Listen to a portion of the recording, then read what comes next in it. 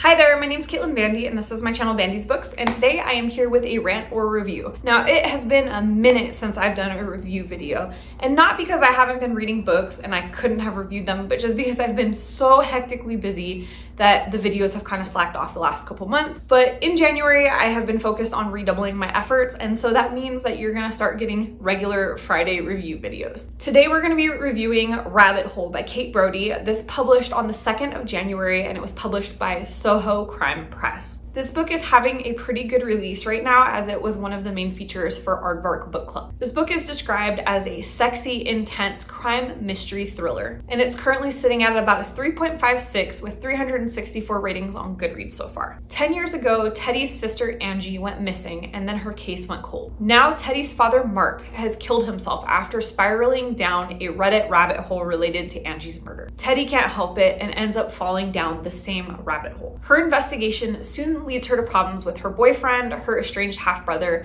and with the school that she works at. When she meets Mickey, an amateur sleuth with a strange obsession with her sister's disappearance, the two of them form a really intense connection very quickly. Before we get into what I liked and disliked about this book, I first want to mention that there are quite a few trigger warnings for this book. There is obviously a lot of discussion around death, suicide, and murder, but one thing that did catch me and a lot of other reviewers off guard is that there is some very explicit scenes involving a dog being chronically ill throughout the book and then his eventual death. But it's not a death that you're expecting, so it comes as a really big shock. There are also quite a few really explicit sex scenes throughout this book. These aren't necessarily like the sexy, enjoyable sex scenes either. They're very icky and cringe. So if you're sensitive to forceful sex or just like uncomfortable sex, then maybe avoid this book. There are also copious references to guns, drugs, and overdoses. So I'm gonna start with what I liked about this book. I really liked the writing style of this book. It's clear that Kate Brody is a very talented author. The description flowed,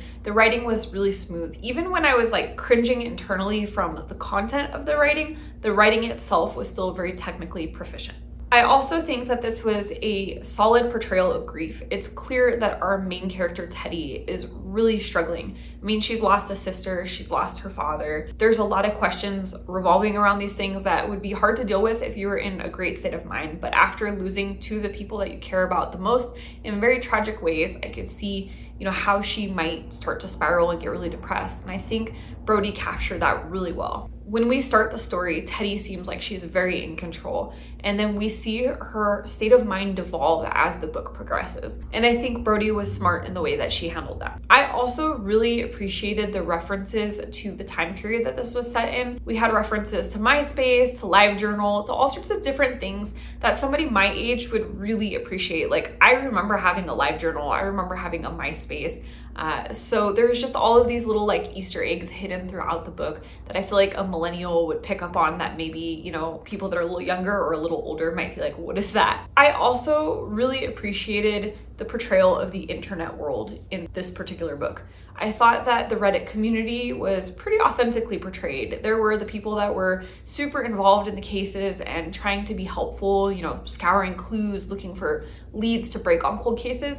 And then there's the trolls that are, spamming people or threatening people. There's doxing. There's all sorts of things that we see in the real world internet community on a regular basis. As somebody who has been involved in lots of internet communities over the course of my lifetime, I thought that this really matched reality pretty well. As for what I disliked about the book, so I think that the way that this book is being marketed is a major mistake. It's being marketed as a sexy mystery and thriller.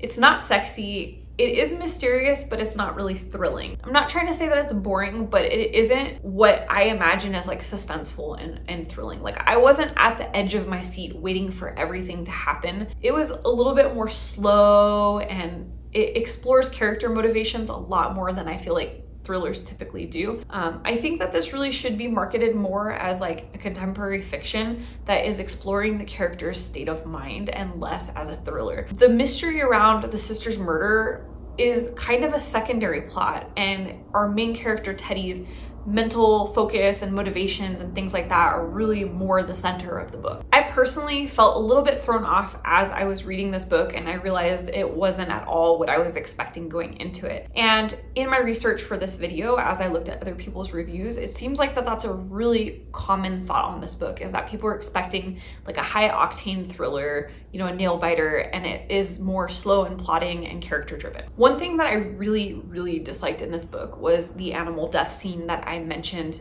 within the trigger warnings. So minor spoilers, but nothing that's gonna really affect the plot in a major way. Our main character, Teddy, has a dog who is sick with cancer. He's very old, and this is something we're told like from the very beginning of the book. And Teddy frequently references how she's not there to care for her sick and dying dog, or when she is there, he's, you know, covered in feces and urine, and he's suffering, he's not happy, he can't walk. And this is like a running theme throughout the entirety of the book, right? And there's just this lack of compassion towards her companion animal, this dog that has been, you know, by her side for all of these years. And then when the dog finally dies, it's this horrible scene. And for me, it felt completely irrelevant to the story. Like, it's not like the dog dying slowly over the course of this whole entire book has some huge payoff at some point. It just felt like it was there to be edgy and shocking, and I don't think that it accomplished that. I also felt the same way about some of the sex scenes. I don't mind sex scenes. I'm not somebody that's super prude where, you know, I blush, you know, at the mention of sex. I just felt like there was way too much sex jammed into this book, and it was all really cringy and gross. I don't particularly want to read a book full of sex scenes and feel like I need to take a shower after to like scrub the ick off of myself. And that's kind of the feeling that the sex in this book left me with. And finally, the last thing that I didn't really enjoy about this book was the ending. Without giving it away, the ending is left super open-ended. We don't even really get a hint of what the ending is supposed to be. It's just, oh, couldn't figure out how to end this one, so we're just gonna walk away from it completely.